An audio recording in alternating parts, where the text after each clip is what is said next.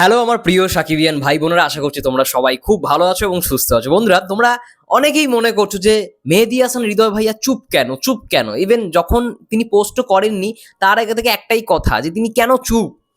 মানে আগের সিনেমা আমরা দেখেছি একজন পরিচালক সে এত নিজের ঢোল পিটিয়েছে, পোস্ট করে গেছে, সেটাও তোমরা এত গুরুত্ব দিয়েছো যে পরের ছবিতে যখন ডিরেক্টর কিছু পোস্ট করছে না তোমরা ধরে নিয়েছো চুপ, কিছু আসবে না, ব্যাস আর সমালোচনা শুরু।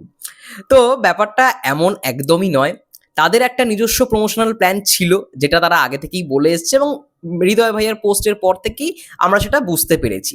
তো রিসেন্টলি নাহিয়ান ইমন ভাইয়ার একটা সাক্ষাৎকারে, তার একটা ছোট্ট সাক্ষাৎকার আমি রিলস আকারে দেখলাম। রিলস আকারে এটা জিনিসটাকে পাবলিশ করা হয়েছে, বড় আকারে হয়তো আসবে, বড় সাক্ষাৎকার আই থিঙ্ক আজকে এরকম নেওয়া হয়েছে মেহেদী হাসান হৃদয় ভাইয়ার। তো শুনি, একবার শুনে নি পরিচালক কি বলছেন। আমি নিজের হাইপ তোলার জন্য সিনেমাটা নির্মাণ করি নাই ভাই। আমি সিনেমাটা মানুষ দেখুক এইটার জন্যই আমি সিনেমাটা নির্মাণ করছি।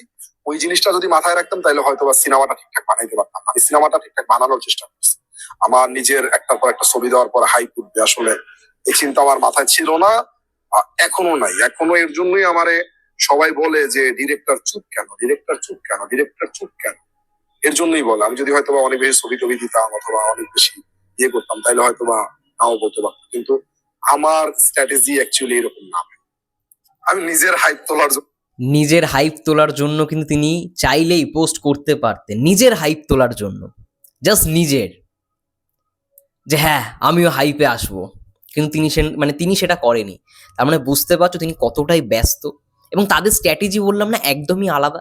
প্রমোশনের জন্য আলাদা টিমই তারা সেট করেছে যারা প্রমোশনটাই করবে। আজকে সাকিব ভাইয়ের পেজ থেকে তোমরা যে পোস্টগুলো দেখতে পাচ্ছ, টিজার কামিং সুন বা 144, টিজারের যে ডিউরেশন, এগুলো কেন হচ্ছে? প্রমোশনাল টিম আছে বলেই। এটা দরকার, প্রত্যেকটা সিনেমার দরকার একটা আলাদা প্রমোশনাল টিম থাকবে। আমরা দেখলাম দরদের ক্ষেত্রে, আগের সিনেমার নাম করেই আমি বলছি, হ্যাবক তো কিছু প্রমোশন করেইনি। সত্যি কথা তোমরা বলো না, হ্যাবক কিছু প্রমোশন করেছে? ডিরেক্টর শুধু নিজের ঢোল পেটানোর পিটিয়ে গেছে। ইভেন আজকে আমি একটা মারাত্মক জোক শুনলাম, একজন দোকানদারের কাছে গেছে, দোকানদার তাকে বলে তুই তো অনন্য মামুন। তখন ও ঘাবড়ে গেছে, বলছে অনন্য মামুন যে কথা দিয়ে কথা রাখতে পারে না তার নামই অনন্য মামুন। ভাবো তোমরা। আজ কেন বলবে না, যে কেন কেন বলবো না আমরা সবাই তাকে নিয়ে? কিন্তু ভুলভাল ডিসিশন নিয়েছে, তার জন্য মেগাস্টার আজকে অপমান হচ্ছে কোথাও গিয়ে, তার জন্য আর এসকে মুভিজের জন্য। আজকে এসকে মুভিজ চাইলেই কিন্তু 28 ফেব্রুয়ারি নাই আনতে পারতো। একটা সিনেমা রিলিজ হয়ে গেছে ওটিইতে, আমি 28 ফেব্রুয়ারি আনবো আর সিনেমা হলে লোক হবে না, বদনামটা কার হবে? তোমরা তো ভাই বদনাম হয়ে গেছো, তাহলে মেগাস্টারের কেন বদনাম করছো? এটাই আমার গতকালের একটা ভিডিওতে বক্তব্য ছিল। সবাই জিনিসটাকে এগ্রি করেছো, আমি খুব খুশি। এটাই হওয়াটা উচিত। এবং সেই জায়গায় যে দেখো মেহেদী হাসান হৃদয় ভাইয়া কতটা ডাউন টু আর্থ, কতটা কি বলবো হাম্বেল। তিনি এত সুন্দর করে রিপ্লাই করছে। তিনি চাইলেই কিন্তু পোস্ট নাও করতে পারেন, জাস্ট তোমাদের উত্তরের জন্য। তোমরা যেহেতু সাকিবিয়ানরা মেগাস্টারকে ভালোবাসো, এবং আমি দেখলাম যে হিমেল আশরাফ, অনন্য মামুন এবং মেহেদী হাসান হৃদয় এরকম এরকম একটা পোস্ট খুব ভাইরাল হচ্ছিল তখন, সেই সময়। যেহেতু মেহেদী হাসান হৃদয় ভাইয়া কিছু বলছে না, কোনো কন্টেন্ট আসছে না, আমি তখনও বলে গেছি ওদের প্রমোশনাল প্ল্যানটা কিন্তু আলাদা, আলাদাভাবে স্ট্র্যাটেজি রেডি করা রয়েছে। যখন থেকে প্রমোশন হওয়া শুরু হবে তখন থেকে কিন্তু আর থামবে না।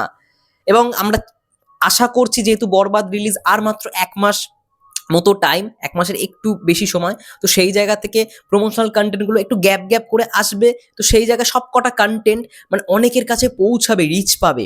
সেটা নিয়েও একটা পরবর্তীকালে আমি ভিডিও করব। কিন্তু এটার উত্তরটা তোমরা পেয়ে গেলে তো। মেহেদী হাসান হৃদয় ভাইয়া যে জানিয়ে দিল যে সে চাইলে কিন্তু নিজের ছবি পোস্ট করতেই পারে, নিজে বলতেই পারে হ্যাবক এইটা হয়েছে এটা হয়েছে, কিন্তু তিনি দেখো যতদিন শুটিং চলেছে, যতদিন পোস্ট প্রোডাকশনে কাজ চলেছে, তিনি কিন্তু একেবারে সাকিব ভাইয়ের যেদিন লাস্ট ডে ছিল ডাবিংয়ে, তিনি সেদিনকে পোস্ট করেছেন ছবি দিয়ে।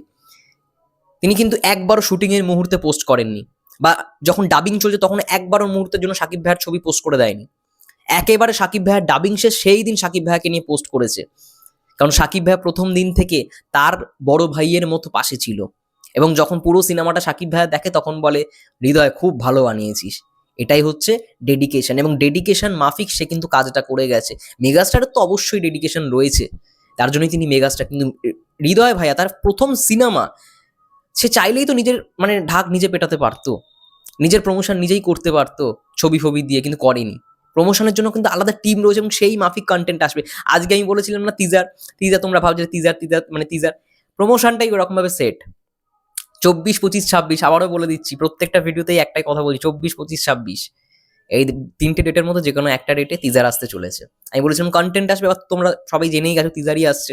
টিজার কামিং সুন যেহেতু পোস্টটা চলে এসেছে, তো সেই জায়গা থেকে টিজারই আসবে এবং 24 তারিখ, 25 তারিখ অথবা 26 তারিখের মধ্যে আসছে টিজার, বরবাদের টিজার। যাই হোক, তোমাদের কি মন্তব্য? আলাদা আমি নয় একটা ভিডিও করব যে বরবাদের টিজার রিলিজিং ডেট, সেটা নিয়ে পরে কথা বলবো, কিন্তু এই ভিডিওটা শুধুমাত্র মেহেদী হাসান হৃদয় ভাইয়ার জন্য, কারণ তার মনের মধ্যে যে কথাটা সেটা কোথাও গিয়ে আজকে প্রকাশ পেলো, সে কিন্তু জানিয়ে দিল। সে যদি নিজেই নিজের প্রমোশনটা করে তাহলে কোথাও গিয়ে সিনেমার গুরুত্বটা আর হবে না, সে সিনেমা বানিয়েছে, সিনেমাটার ওপর ফোকাস, ব্যাস, দ্যাটস ইট। চলো দেখা হবে পরের ভিডিওতে, নেক্সট ভিডিওতে। ততক্ষণের জন্য সবাই ভালো থেকো, সুস্থ থেকো। যারা চ্যানেল নতুন প্লিজ চ্যানেলটাকে সাবস্ক্রাইব করে দিও, ফেসবুক পেজ থেকে যারা প্লিজ পেজটাকে ফলো করে দিতে পারো। সবাই ভালো থেকো, সুস্থ থেকো, টেক কেয়ার।